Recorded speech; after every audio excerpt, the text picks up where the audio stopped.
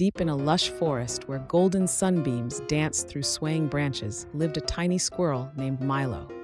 Known throughout the woodland for his endless energy and adventurous spirit, Milo spent his days darting between trees, gathering acorns, and exploring every hidden corner of his forest home. One peaceful afternoon, while Milo bounded along the forest stream's edge, a faint cry pierced the air. His ears perked up instantly, twitching as he tried to locate the sound.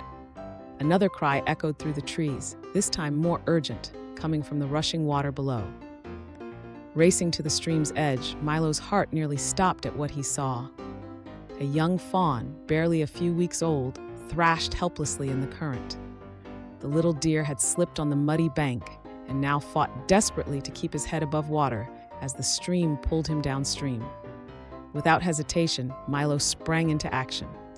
He leaped onto a low branch hanging over the water, his tiny claws gripping the rough bark as he scampered out above the struggling fawn. Taking a deep breath, Milo jumped from his perch, landing squarely on the fawn's back. His sharp claws dug into the wet fur, anchoring him firmly as the current threatened to sweep them both away. Stretching out his bushy tail, Milo just managed to brush against a large rock jutting from the water. The fawn, though panicked, understood and grabbed onto Milo's tail with his mouth.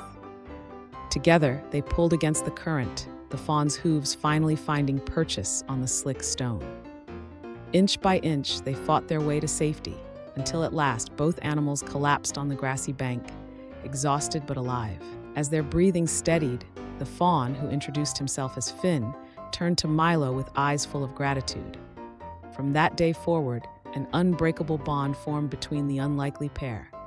Finn would visit Milo's tree every day, and together they'd explore the forest, sharing adventures and creating memories. Their friendship became a legend in the forest, proof that even the smallest creatures could perform the greatest acts of courage. As the seasons changed and years passed, Milo and Finn remained the closest of friends.